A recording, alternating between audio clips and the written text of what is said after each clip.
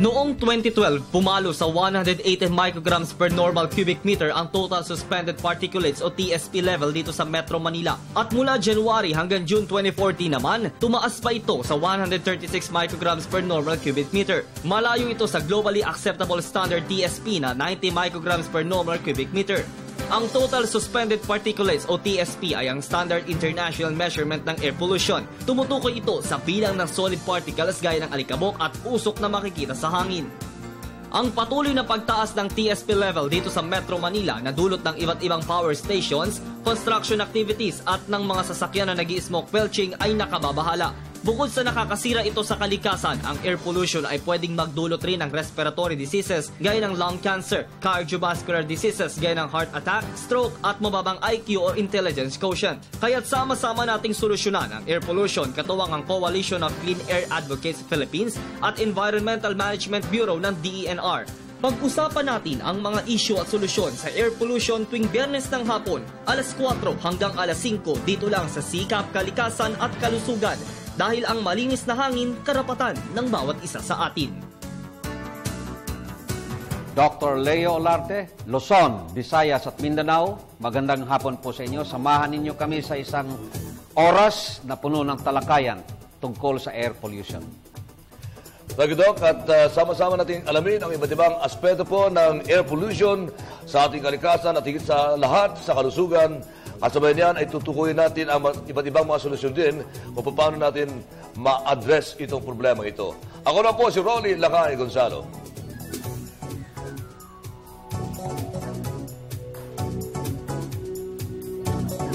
Doc, unang edisyon ng ating programa ngayong araw nito at nagpapasalamat tayo sa Channel 4 for hosting our show at magiging mabunga ang ating talakayan every Friday.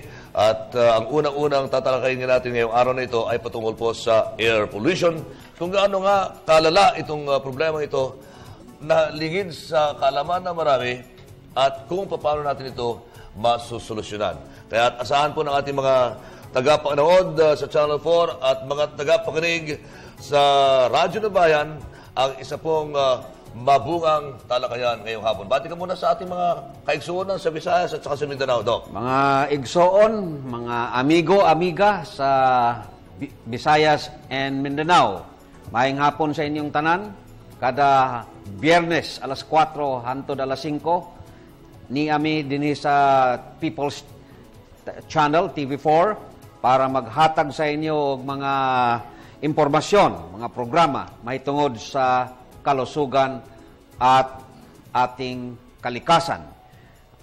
Maayong hapon sa inyong tanan dina sa Iligan City. Sabi mo sa kanila, Doc, kung bakit ang mga nanonood ng telebisyon ay kinakailangan gawin na nilang bisyo ang panonood dito sa ating programa tuwing alas 4 ng hapon na Biyernes. Dapat, kasi itong alas 4 hanggang alas 5 every Friday ay isang programa natin, ihahandog natin sa ating mga kababayan, mga kaibigan, sa buong Pilipinas at sa buong mundo na puno ito ng impormasyon tungkol sa pagtaas sa antas ng ating hangin para tayo ay makahinga ng malinis na hangin. Hindi alam ng marami kung ano talaga ibig sabihin ng air pollution, Doc. Kapag ka nagtanong ka sa ating mga kabayan kung ano yung alam nila tungkol sa air pollution, nakikita lang nila yung usok ng madalas nang nasasabi lang nila yung usok na nagmumula sa ating mga sasakyan. Pero napakalaki ang coverage ng issue ng air pollution. Kaya yan po ang sisimulan natin tatalakayin pagkatapos po ng ilang mahalagang patalastas. Ang elementong hindi natin nakikita ngunit mahalaga upang tayo'y mabuhay, maaaring sanhi na pala ng karamdaman at kamatayan ng hindi natin namamalayan. Bunsod nito, pinangunahan ng Department of Environment and Natural Resources at iba't ibang organisasyon ang Clean Air Summit kung saan tinalakay ang mga hakbang para sa pagkakaroon ng malinis na hangin. Partikular sa mga ito ang masusing inspeksyon sa makina ng mga sasakyan na karaniwang pinagmumulan ng nakasusulasok na usok na humahalo sa hanging nilalanghap na isa sa mga probisyon ng Republic Act 8749 o ang Clean Air Act. Coalition of Clean Air Advocates in cooperation with the 3 government agencies will participate in seeing to it that the emission coming from our cars galing sa ating mga sakyanan ay clean. So bibigyan namin sila ng libreng emission testing center on November 17. Kaugnay nito, patuloy naman ang mga hakbang ng DENR upang mapababa ang total suspended particulates o ang dami ng dumi sa hangin. May mga pronouncements si Secretary. In fact, ito ay naipresenta na niya sa Climate Change Cabinet Cluster, no? Bilang bahagi ng roadmap. Yung una, yung mungkahi niya na mag-phase out tayo ng mga lumang sasakyan dahil habang nagiging lumang sasakyan, mas lalong nagiging non-compliant, no, sa emission standards. At pangalawa, yung pag-shift natin sa mas malinis na fuel, which is from Euro 4 to Euro 2. So ito yung kasalukuyang inaayos natin sa mga industries dahil meron ding siyempre kaunting silang questions dito sa policies na to. Pero ito yung mga strategic and long-term proposals ng DNR. This early, we're trying to coordinate or consult different stakeholders that will be affected by our policy and of course with other agencies para we can complement whatever policy we will be implementing in the future. Nitong Agosto, inaprobahan ng National Economic and Development Authority o NEDA ang paglalabas ng nasa 20 bilyong pisong pondo para sa pagtatayo ng mga motor vehicle inspection system centers sa ilalim ng public-private partnership na papalit sa mga emission testing centers. Bukod sa mga sasakyan, binabantayan rin ng pamahalaan ng mga industriya kung saan higit 500 kumpanya na ang nahuling lumabag sa mga patakaran ukol sa polusyon sa hangin. Para sa Telebisyon ng Bayan, Benj Bondo. At we're back at ang pinag-usapan natin, napanood po natin, Dr. Larte, yung nakalipas na Clean Air Summit nung nakaraan lang, no? At of course, kasama ka doon bilang presidente ng SICAP, no? Lumilitaw na isa sa mga problema natin, yung may mga emission testing centers na saliwa pa rin ang kanilang ginagawa. In fact, kung di ako nagkakamali, usong-uso pa rin yung no-show. Di ba? Yeah. No show sa emission testing center. So that, ano ang dapat na gawin dito ng ating pamahalaan? Dapat tutukan ito ng maigi kasi ito ay violation sa ating batas, Republic Act 8749, ang non-appearance sa emission testing centers. Kailangan sila mismo mag-a-appear doon para ma-check up ang emission ng kanilang... Di ba may mga nakasuhan ano nakaraan, Doc? Ano nangyari na doon sa mga kaso na iniharap laban sa mga violators? Suspension ng emission testing center at fine at yung mga nagkakasala, hindi sila bibigyan ng certificate na clearance certificate. Para mas malaman yung ating talakayan tungkol dyan, Doc, ay kakausapin natin ang isa sa mga bisita natin ngayong hapon. Wala iba kundi si Ginoong Jerry Capulong, ang hepe ng ASBU or Anti-Smoke Belching Unit ng Department of Environment and Natural Resources, Environmental Management Bureau. Ginoong Jerry, magandang hapon at welcome sa unang edisyon ng ating programang Sikap, Kalikasan at Kalusugan. Thank you for joining us. Sige po, okay po yan. Magandang hapon, Lakay, Attorney Doc. Magandang hapon. Magandang hapon po sa lahat ng nanonood sa Channel 4. Thank you, Boss Jerry. Siguro, bigyan niyo kami ng kaunting background. Ano ba talaga itong opisina na hawak ninyo? Ano ba ang iniikutan na mga responsibilidad ng ASBU? Lakay, ang aming opisina, ang Environmental Management Bureau, actually kami po yung nagtatakda nung batas para do sa mga standard sa motor vehicle at saka sa mga industries. Bali ang lead agency na dapat namamahala sa sa panguhuli ng mga mausok. Ito pong DOTC, specifically yung Land Transportation Office.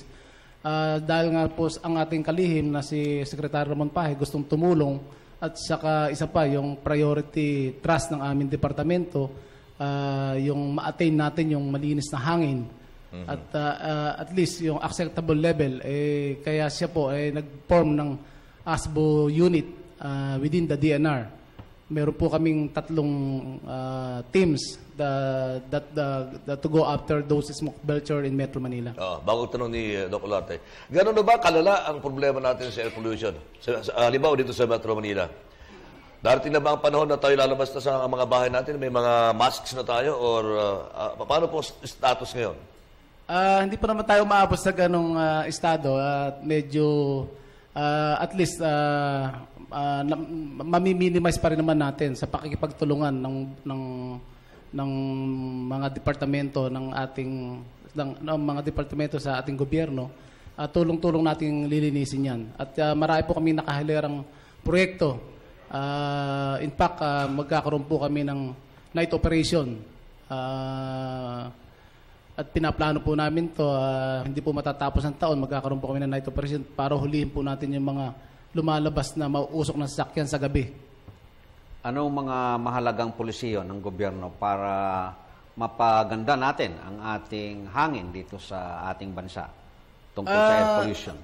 Doc, right now, ang aming pong ahensya ay may plano pong mag-procure pa ng mga equipment na ilalagay sa bawat syudad sa within Metro Manila at hindi lang po sa Metro Manila, sa Luzon, Visayas, sa Mindanao, para po ma-measure natin yung kalidad ng hangin sa bawat lugar. At doon po gagamitin po nating reference kung dapat po bang ano ang dapat na susunod na hakbang na gagawin ng departamento. Sa ating kasalukuyang air pollution ngayon na problema, meron na ba tayong mga bagong mga implementing rules and regulation para mapatupad natin ang batas tungkol sa clean air?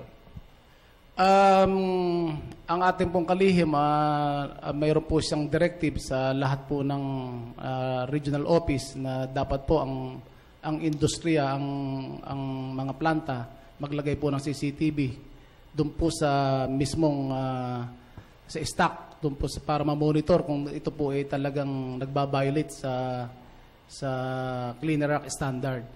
At yung pong planong maaga pong ipapatupad yung from Euro 2 to Euro 4. Dapat po sa 2016 yan, pero ang gusto po ng aming kalihim maagang maipatupad para po ang ating mamayan makabili ng malinis na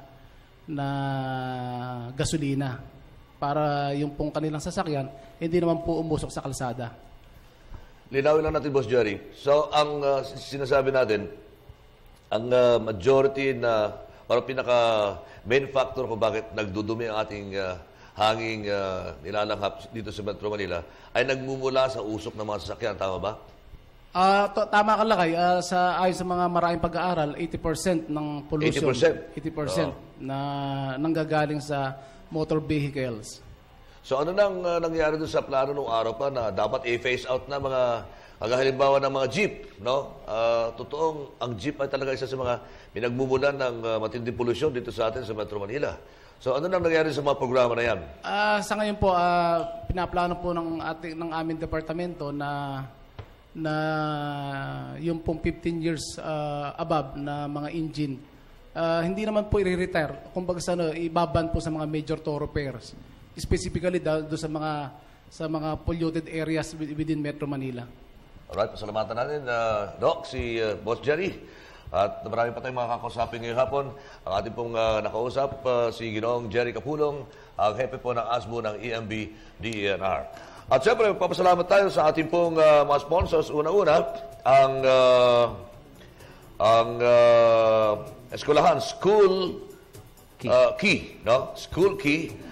Ito po yung nagbibigay ng oportunidad sa mga estudyante to excel in reading, writing, and arithmetic in fun and exciting ways. It is designed to have a rewards program and provide incentives to the members of the School Key ecosystem who will excel in any of the 3 key learning areas. Sa lahat po ng mga interesado, maaari po kayong mag-log on o kayo dalawin po ang website www.school-key.com o pwede kayo tumawag sa telepono 856-9670. Magsisimula pa lamang o kaya kasisimulan pa lamang po ng aming mga interviews ngayong hapon. Magbabalik po kami sa mas marami pa mga talakayan dito sa Sikap, Kalikasan at Kalusugan.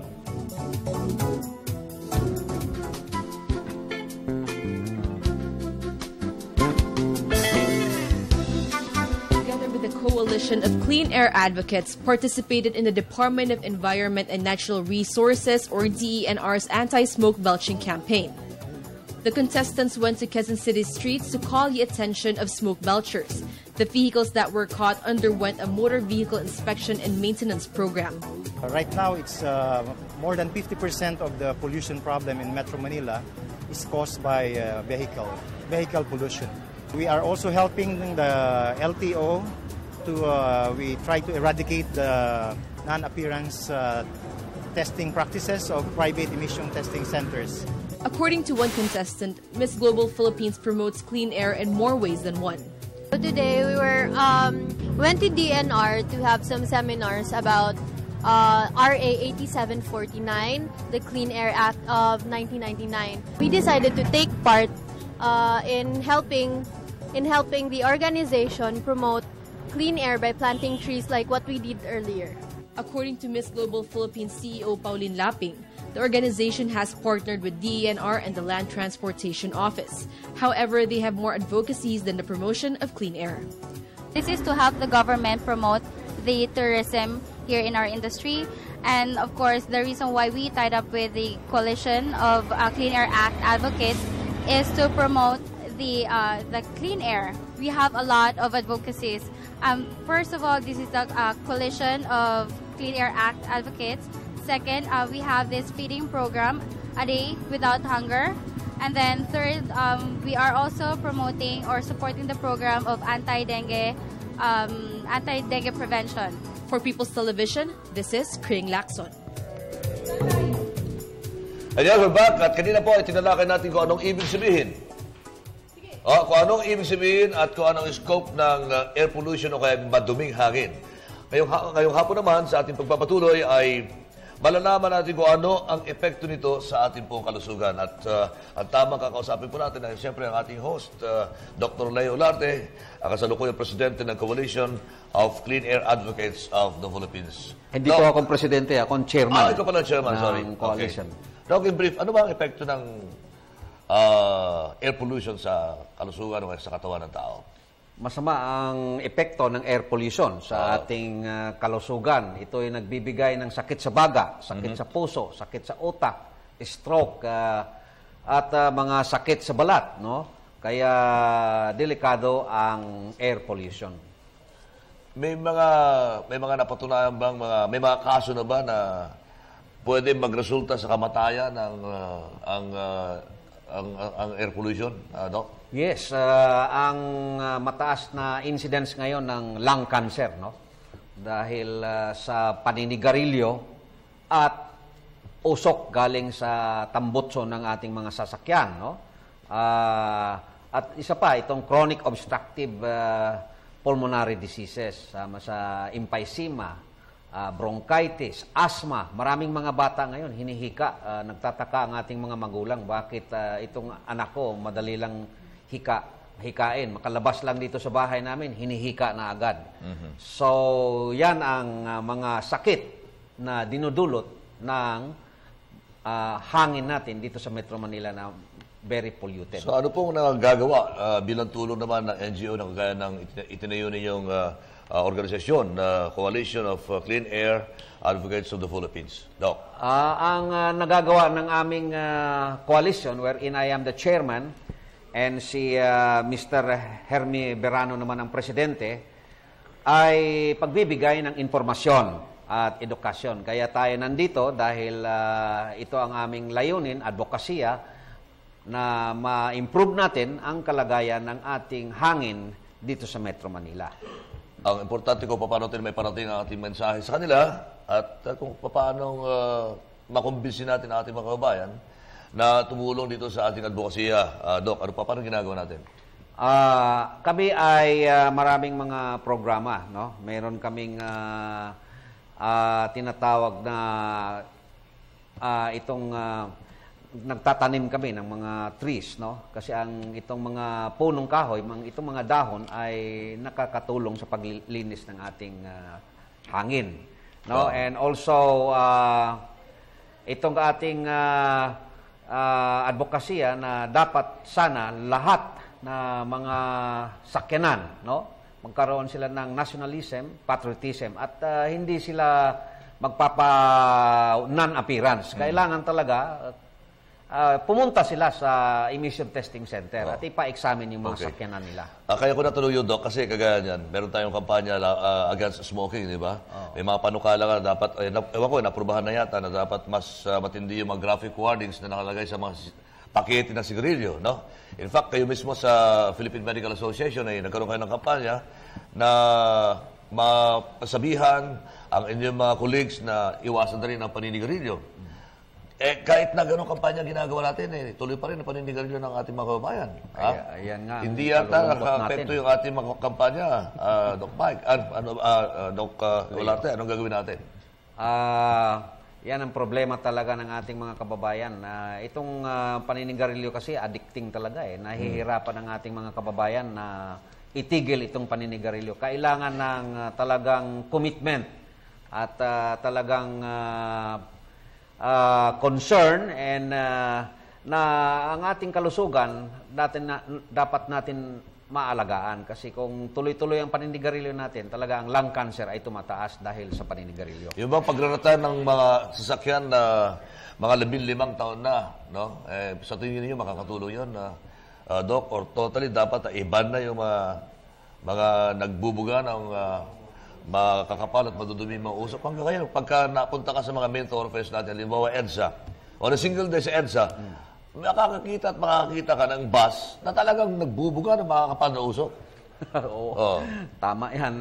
Bus at saka itong mga jeep at saka itong mga tricycle. Itong mga nagmumotor talagang bububuga ng maitim na usok yan ang dapat talaga hindi natin pahintulutan na tatakbo sa mga lansangan natin. In fact, sa social media, makikita mo, Doc, sa social media, yung mga graphic descriptions na halimbawa ng isang langs o baga ng naninigarilyo, kumpara doon sa hindi naninigarilyo. Ang laki ng diferensya, no? At kahit na ganoon pa man, ay nahirapan pa rin tayo mapasunod yung ating pong mga kababayan. Kaya ang importante dito, lagi natin silang anyayahin na tumingin dito sa ating programa every Friday 4 to 5 para makita nila ang epekto ng paninigarilyo at maitim na hangin sa ating kalusugan. Sasamahan tayo sa ating diskusyon, Doc Leos, si Herminio Verano, ang yung presidente. Dahil ikaw ang chairman. Ang presidente ang kakausapin natin ngayon, ang presidente ng Coalition of Clean Air Advocates of the Philippines, si Ginong Ermi Verano, na sa ilang pagkakataon ay nakasama na rin natin sa inyong mga kampanya sa labas. Mr. President, Ginong Herminio Verano, thank you for joining us sa unang edisyon ng ating programang Sikap, Kalikasan at Kalusugan. Good afternoon to everyone. Thank you for having us. Thank you. Ako naman ang unang itatanong ko sa inyo, bakit nasama kayo dito? Nagkaroon ba kayo ng special inspirasyon? Mayroon ba karanasan na nagtulak sa inyo kasama si Doc Leo na magbuo ng napakagandang organisasyon na kagaya ng Sikap? Unang-una po, napansin kasi namin na walang major organization na talagang nagfo-focus dito sa air pollution problem. At saka ako isang victim ng disease caused by air pollution. That's why when I reached my age at 50, I had asthma. I contracted asthma. Na nung kabataan ko, akala ko hindi ako magkakaroon. So yun palang isang personal na karanasan na nagtulak sa inyo. Pwede ba yun, Doc? Pagdating na 50, pwede ka magka-asthma, pero nung previous years, walang sintomas man lang, wala. Pwede. Oo. So, kagaya ko halimbawa, mag-senior citizen na kami. Kagaya ni Direk Ed Finland, mag-senior citizen na kami. Pwede kami magka-asthma pagka mag-senior citizen na kami? Pwede rin. Basta expose ka palagi sa maitim na usok. Ayun.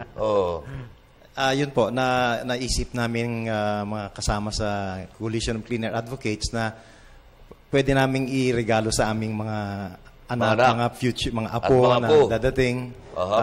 All we can give them is yung cleaner air for the next generation. Look, Leo, pabatiin din natin, kasama natin sa studio ngayong hapon si Ginoong Henry Tan, ang Executive Vice President din ng Coalition of Clean Air Advocates of the Philippines. Magandang hapon, sir. Magandang hapon, sir. Kayo naman, meron din kayo sariling karanasan? Kagaya ni Mr. President na nagbunsod sa inyo para sumama dito sa organisasyon? Yes, sir. Nakikita natin sa situation natin ngayon, lumalala yung ating air pollution. Meron naman tayong mga regulations, batas, no, na kailangang ipasatupad. Marami po ito at nakita po natin na may possibility naman talaga kulang na lang implementation. So narito kami, bungo kami ng isang grupo para maudyok sa gobyerno natin para implement ng mga neglected portions ng batas. Gano'n na kalawak itong ating organisasyon, Mr. Vice President? Nationwide po ito. Nationwide. Luzon, Visayas, Mindanao. Merong kaming mga around 500 members dito. Alright, pamatiin din natin, Doc Leo, ang isang guest natin na Inglesero. Ikaw nang mag-introduce sa kanya. Mas magaling ka mag-English kasi sa atin. Ito ay si Chris Berano, ang Secretary General ng Youth Sector ng Coalition of Clean Air Advocates of the Philippines. Good afternoon. Thanks for having us. Ano ang iyong mga activities o mga plano sa youth sector? Sa youth sector. Taga ba na, hindi yata nakapagtagalog si Chris para sa ating koalisyon. We're beginning a program where if anyone sees a smoke belching bus or a jeepney or whatever, you can post it up on Facebook, on Twitter, and we're hoping that this will influence a change, a real social change. Pwede mo bang i-explain ang mga nasabi mo para mas maliwanag? Oh yeah. What's important here is to get the discussion going. Because if this air is for everyone, when it rains, it doesn't rain on one man's house. It rains for everybody. There's everybody's air. Everybody breathes it. So it's important that everybody starts discussing this. And then everybody sees it. You go outside, you go see a smoking jeepney, and it's very depressing when you see this. So if we post this up, maybe shame some people into hopefully having them change their ways. Yeah, Chris, I'd like to ask, what inspired you to join the coalition? Well, I've always been into health, and when I came here on vacation, I went to Antipolo, overlooking the city. And what was that?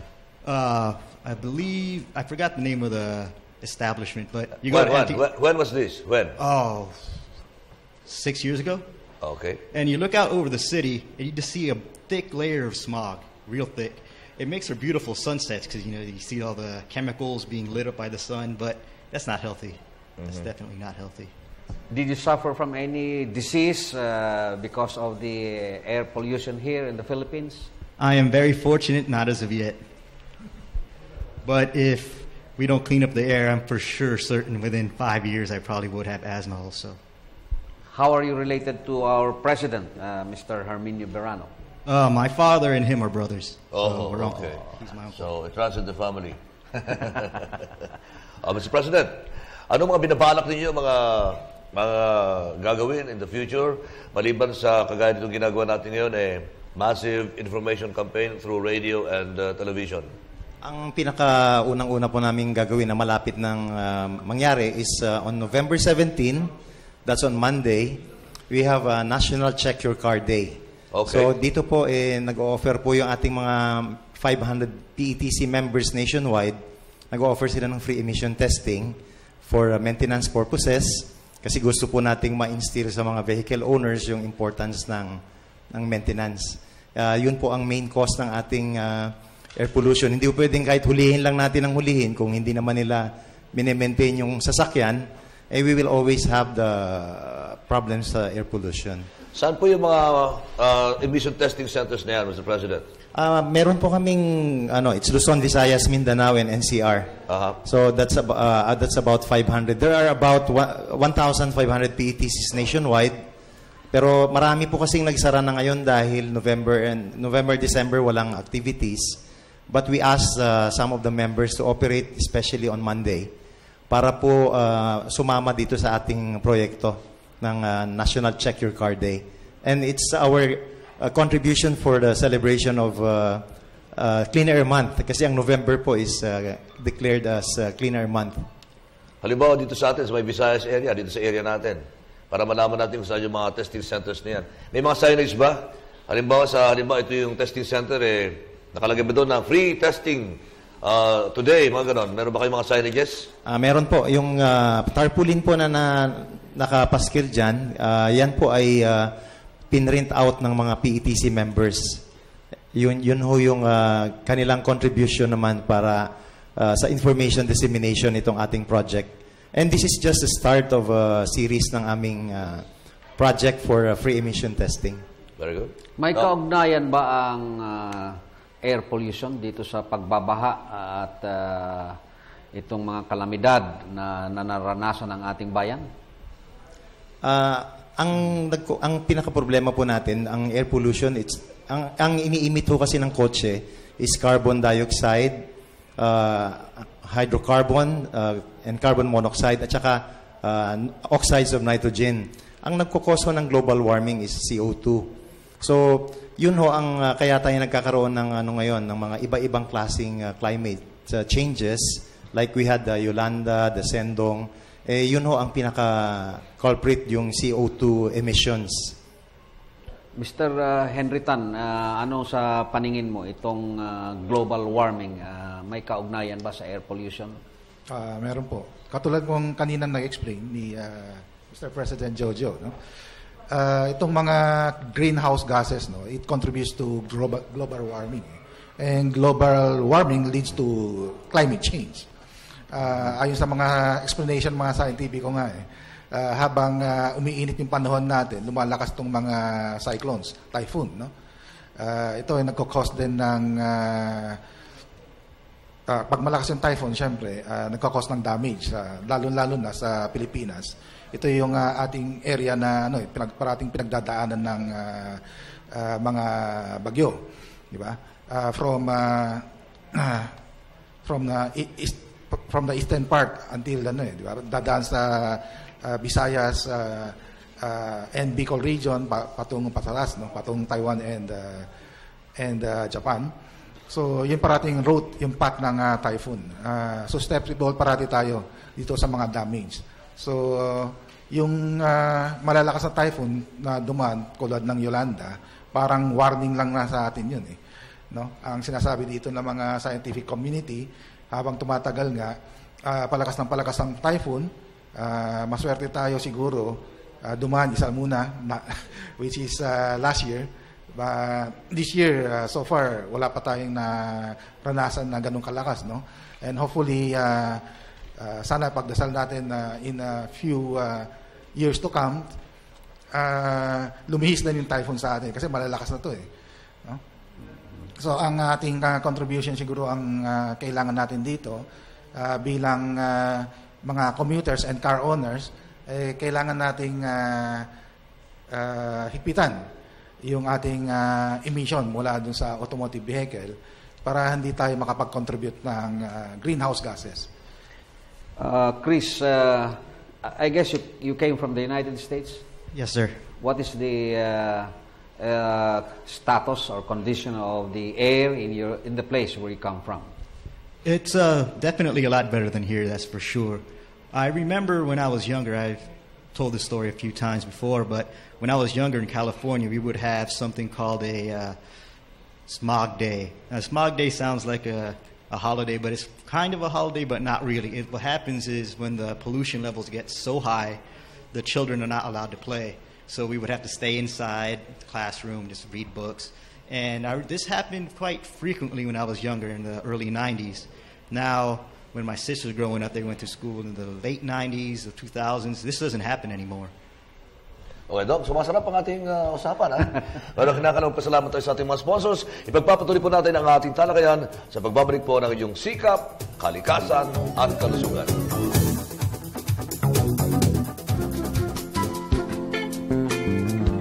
Mabubuhay nga raw ang tao ng ilang araw nang hindi kumakain at hindi umiinom, ngunit hindi ang magpigil sa paghinga. Ang hangin ang nagbibigay ng buhay sa tao, kaya ganun na lamang kahalaga na malinis ito. Ngunit tila sa pagdaan ng panahon, ang hanging ating nalalanghap, parumi na ng parumi na nagiging sanhi ng iba't ibang sakit. Dahilan kaya dapat na umanong mabahala ang bawat isa sa maaaring kahinatnan ng ating hanging nilalanghap sa mga susunod na araw. Bilang tugon dito ng Department of Energy o DOE, hindi na papayagang bumiyahe ang mga first-time registrant na sasakyan simula Enero ng 2016 kung hindi ito makakapasa sa emission standard, kung saan lahat ng sasakyan ay gagamit na ng Euro 4 standard compliant fuel. Bahagi ito ng paghahanda ng DOE sa ASEAN Economic Integration sa 2015. Dapat umanong makasabay tayo sa pag-unlad ng mga kalapit bansa kung hindi ay magiging dump site ng mga lumang sasakyan ang Pilipinas. Yung mga sasakyan na mga may numbers na yan, 2, 3, 4, 5, 6, especially siguro sa 4 mag-umpisa, meron niyang gadget na nilalagay para yung ibubugan ng sasakyan mas malinis. No? So, kasi iba yung limits ng standard niya. Yung para naman mag-work itong sasakyan with this gadget, kailangan hindi mo siya ipopoison, hindi mo siya papatayin. Samantala, hindi sakop ng Euro 4 emission standard ang mga dati nang naiparehistrong mga sasakyan. Gayunman, pinag-aaralan pa umano ng ahensya ang iba pang paraan upang ang 80% ng mga sasakyan na in use ngayon ay makasunod din sa emission standard. Sa kasalukuyan, gumagamit ng Euro 2 ang mga sasakyan sa bansa. Euro 2, yan yung parang minimum na dapat standard ngayon. So, i-improve na yan to Euro 4 by 2016. Aminado naman ang ahensya na ang nasabing hakbang ay magre-resulta ng taas pamasahe. Ngunit kapalit naman umano nito ang mas malinis na hangin. Hinihiling naman ngayon ng Coalition on Clean Air Advocates ang pagbuo ng government body na magmomonitor ng maintenance ng mga sasakyan. Ang hindi tamang pagmementena ng mga sasakyan ang isa sa mga tinitingnang dahilan ng pagbubuga ng maitim na usok ng mga sasakyan. Pero hindi na nakikita yung effect nito eh. Kung improperly maintain yung vehicle mo, nako-contribute ka sa pollution. Diba? So, kailangan talaga may government regulatory body o regulation nagpapa-implement ng maintenance. Bilang mga motorista, higit umanong maiging malaman na isang obligasyon ang pagmamayari ng sasakyan. Tulad ng ating mga sarili, dapat na sila ay pangalagaan upang nang sa huli ay hindi maging salarin na maruming hanging lanang hapit. Para sa Telebisyon ng Bayan, ako si Dina Pagibitan. We're back at napagandang talakayin itong Euro 2 at saka itong Euro 4. Dr. Leo, pero bago natin balikan yung ating mga bisita ngayong hapon, meron tayong text question. Ang nag-text sa atin kanina ay nagtatanong mga kabataan yung epekto raw ng tinatawag na second-hand smoke. No? Ang alam ko, meron pang third-hand smoke eh. Pakipaliwanag nga please, bago natin balikan yung ating mga bisita. Yung second-hand smoke, ang tinatawag na passive smoking. Okay. So, halimbawa, ikaw naninigarilyo. Ikaw hindi. Ay, hindi naman ako naninigarilyo, pero magkatabi tayo. Pag nag-exhale, binubuga mo yung usok na yung sigarilyo, nalalanghap ko. Okay. Ang problema, kung meron kang mga sakit dyan, o mga virus o mga sakit sa baga, bukod doon sa nicotine o mga laso na nasa sigarilyo na, nadadagdagan pa ng mga sakit mo, mga bakterya mo, mga virus, at nalalanghap ko rin. So, mas lalong sumasama. Eh, yung third-hand smoke naman? Ganon din ang epekto. Mas lalong sumasama. Halimbawa, nalanghap ko, may sakit din ako, tapos naibuga ko, siya naman, nalanghap naman niya. Ayun. So, dalawa na ang infection na natatanggap niya. Bago natin balikan yung ating mga bisita, naalala ko lang, Doc Leo, ang isa sa mga perfect na example na ginagamit ni dating Health Secretary Juan Flavier noong araw.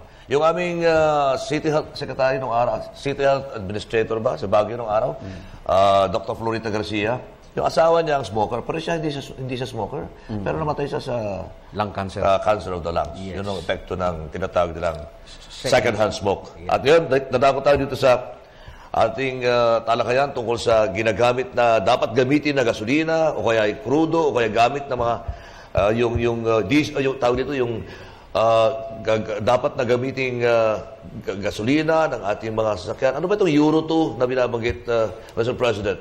Ang Euro 2 po, yun yung fuel na merong 500 parts per million ang sulfur content. Ang Euro 4 naman, which is designed for new vehicles, 50 parts per million. Ano ang ginagamit natin sa kasalukuyan dito sa ngayon po, Pilipinas? Euro 2. Euro 2. Pero ang dapat na gamitin para totally ay malinis ang ating hangin, ay yung bang tinatawag na Euro 4? Dapat po sana sa mga bagong sasakyan. Kasi kung yung bagong sasakyan ang gagamitin ay Euro 2, mataas pa rin po ang sulfur content nun. So, dapat magkaroon lang ng dalawang klaseng fuel para sa mga Euro 2 for the old vehicles and then Euro 4 para sa mga bagong sasakyan naman. Yung sinasabi nila, Mr. President, o si Mr. Vice President, siguro masasagot din niya ito, na dito sa Pilipinas, mas marumi yung diesel na ginagamit natin dito kaysa sa abroad. Tama ba yun? Meron bang iba-ibang classification ng diesel? Yung diesel ngayon, kasi ang sa atin available lang is Euro 2 grade na diesel. Kaya lang, ang sinasabi na may mas marumi yung diesel, ang siguro yung cost na yun, galing sa mga importation na hindi dumaan dun sa regular channel. Diba? Hindi regulated ng DOE. Kasi alam naman natin dating mga balita, no, nalipaan na rin yung mga smuggling ng fuel, di ba? Mga bunker fuel yun yung bunker fuel, hindi siya automotive grade. Hindi ibig sabihin, hindi siya pangkotse. So, yun yung nagagamit dun sa mga vehicle natin. No? Meron rin mga kasong yung mga tingi-tingi rin na diesel o tingi-tinging gasolina na bibili rin dun sa kanto-kanto na dapat yung Department of Energy o saka local government ang manghuli niyan. Kasi hindi siya regulated na fuel, hindi siya compliant dun sa Euro 2 o Euro 4 na sinasabi natin. Ito yung nakapag-contribute ng air pollution. Doc, gusto ko sanang tanungin si Chris, no? Did you have any incidents of increase lung cancer in the place where you stayed due to smoke? Yes. But it's been declining because smoking has been is not as popular as it used to be. There's a lot of places you can't buy cigarettes anymore. You can't buy them in any packs less than 20. You can't buy singles, and the sin tax where I'm from is very high. Mm-hmm. What part of California do you come from? I'm from Garden Grove, which is in Orange County. Orange County. So, Doc, lumilitaw na kasi sa mga problema natin yung implementasyon ng mga batas. Yes. Di ba? Yung Clean Air Act nga, ilang taon na ito, Mr. President? 15 years po. 1999. Pero may mga portion pa ng Clean Air Act na hindi pa naipatutupad, hindi ba? Opo. Ipinagbabawal, I understand yung, Doc, yung, yung tuti sa mga tricycle, mga motorsiklo. Pero hanggang ngayon, ginagamit pa rin. Meron pa rin. Di ba? Meron pa rin. So, ano kayo pwede natin gawin para makatulong tayo sa implementasyon ng Clean Air Act? Alam ko, sa Clean Air Act, ipinagbawal na pati yung pagsusunog sa mga basura. Pero kung umikot ka sa buong Pilipinas, ang dami pa rin mga nagsusunog ng mga basura sa likod-likod ng mga bahay, di ba? Bawal na rin yun.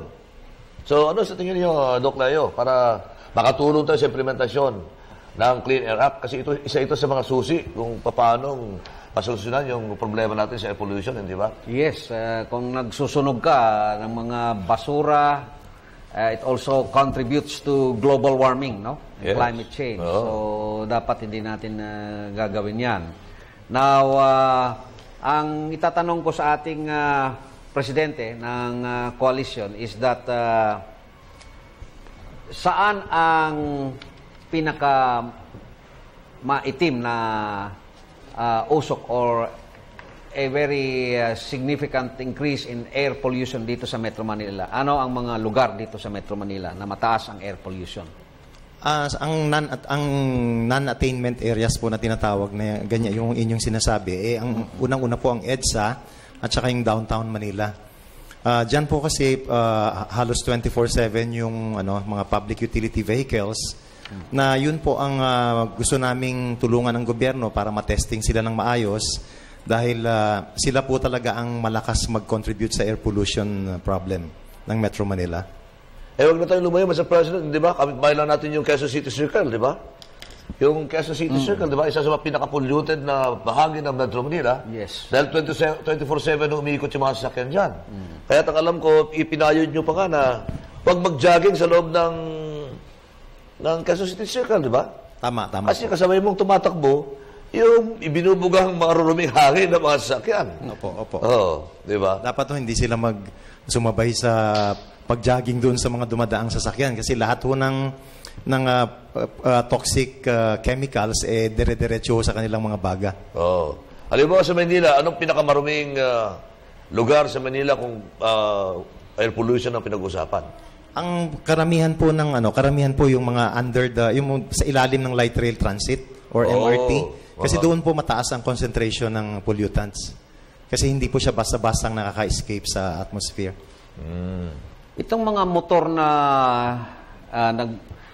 laging makikita natin sa EDSA, malaki ba ang contribution ng mga motorsiklo sa air pollution, Mr. Vice President Tan? Sa EDSA, pag titignan natin yung sa motorcycle, pinagbawal na kasi yung two-stroke. No? Kaya lang, nung pinagbawal yung two-stroke, ay yung mga lumang two-stroke na engines na motorcycle ay dinala sa probinsya. No? Sa Metro Manila, hindi mo makikita yung two-stroke. Mga four-stroke engine na to, mas efficient yung burning niya, yung burning ng fuel. So, yung pag-emit ng kanyang mga exhaust gases ay hindi siya kasinlala ng two-stroke. Ang problema nga lang natin sa mga ating provincial government, siyempre, livelihood ng mga tao yun, lalo na yung pagta-tricycle, ginagamit pa rin nila yung two-stroke. So doon nagkakaroon ng air pollution, no? At saka yung kaninang na-mention ni Lakay, yung tuti, hinahalo sa gasolina yun kaya mausok talaga. Yes. Although may regulation na tayo na bawal, pero in practice may nangyayari, marami pa rin nangyayari. So hinihintay na lang nating maging dilapidated siguro yung two-stroke at bumili sila ng bago, four-stroke para mawala tong air pollution na to. Parang okay lang sa atin sa Metro Manila, itapon natin yung mga sa probinsya. Parang walang iniwan doon sa mga hindi na ginagamit na mga makina sa Japan, itinatapon dito sa atin. Yun ang ginagamit natin, makina ng mga jeep. Di ba, Dr. Arte? Yes, mga second-hand, third-hand, o mga junk na makina, dinadala dito sa atin. Ito naman. Yung, may mga e-jeep na ngayon. Yung electric jeep. Di ba? Although ang alam ko, hindi makakit ng Baguio yung mga yan. Pero dito sa Metro Manila, sinusubukan na. Makakatulong ba ito, Mr. President, Jojo? Actually po, nakadesign itong currently, yung mga e-jeepneys at e-trikes, pang urban areas lang po ito. Kasi ang limited yung kanilang range. Like yung e-trike, hanggang 40 kilometers lang po ang range nun sa isang charging. Ang mga jeepneys naman, e-jeepneys, 80 kilometers. So hindi ho sila pwedeng bumiyahe papunta sa probinsya. Kailangan nila mag-stop over para mag-recharge ng 3 to 4 hours para they can continue yung next 80-kilometer journey nila. Alright, mas marami pa mga tanong ang pwede nating itanong sa ating mga guests. Magbabalik po ang inyong programang Sikap, Kalikasan at Kalusugan.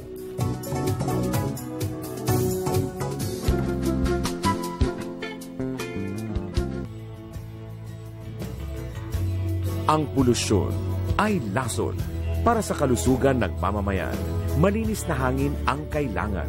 Kaya noong 1999, inilabas ang Republic Act 8749 o ang Philippine Clean Air Act na nagtatalaga ng mga konkretong programang tutugon sa tumitinding problema. Pero bawat isa sa atin ay may magagawa dahil sa sama-sama nating pagsisikap. Kaya natin linisin ang hanging nalalanghap.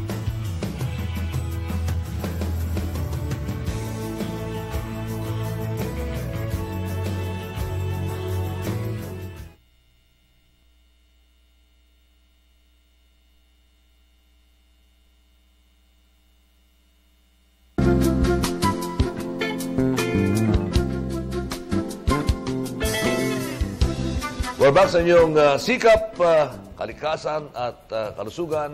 Unang edisyon ng inyong programa dito po sa Channel 4. At napapakinggan din po tayo live sa mga himpilang panradyo ng PBS Radyo ng Bayan. Kanina, Doc, pinag-usapan natin may mga bahagi ng batas ng Clean Air Act na hindi gaano na ipatutupad, no? At isa sa mga most neglected na bahagi ng Clean Air Act ng Section 21, no? Paliliwanag siguro ni Mr. Vice President, ano ba itong portion na ito? Anong section na ito? Republic Act 87. For 15 years kasi na i-promulgate yung Clean Air Act.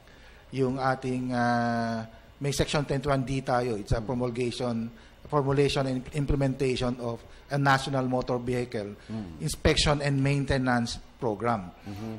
Ito yung sinasabi natin hindi natutukan ng ating agencies, no? Tatlong agencies dapat yan, DTI, DNR at saka DOTC. Although makikita natin yung DOTC sa kanilang mga pronouncement, meron na nga silang